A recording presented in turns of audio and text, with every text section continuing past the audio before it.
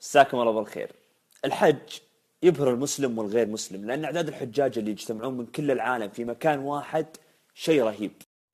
شوف الرئيس الأمريكي كيف يتكلم بإعجاب للتلفزيون الإسرائيلي عن منظر الحجاج حول الكعبة.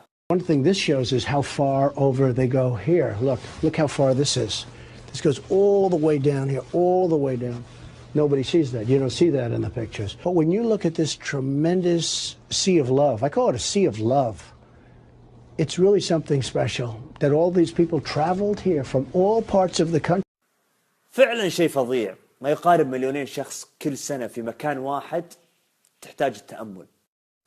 عفوا، لحظة، لا تصدق، كل اللي شفته بالسنابات اللي طافت كذب، المقطع مفبرك والقناة مش إسرائيلية.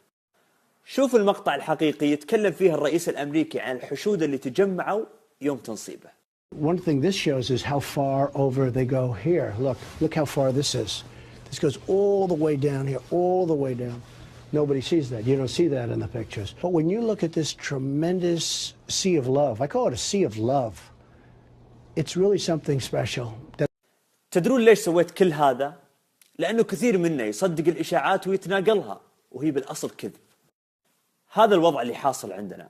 الإشاعة في دقائق في الواتساب وتويتر وغيره تنتشر، وأنا حطيت هالإشاعة كمثال بسيط. إشاعات تطلع على المجتمع، على التنمية الوطنية مثل القطارات وهيئة الترفيه، هالأيام تطلع عليها إشاعات كثير والناس تتناقلها ومو متأكدة من صحتها. الإشاعة قد تهدم بيت، قد تهدم مجتمع، قد تهدم دولة. عشان كذا لازم نكون واعين.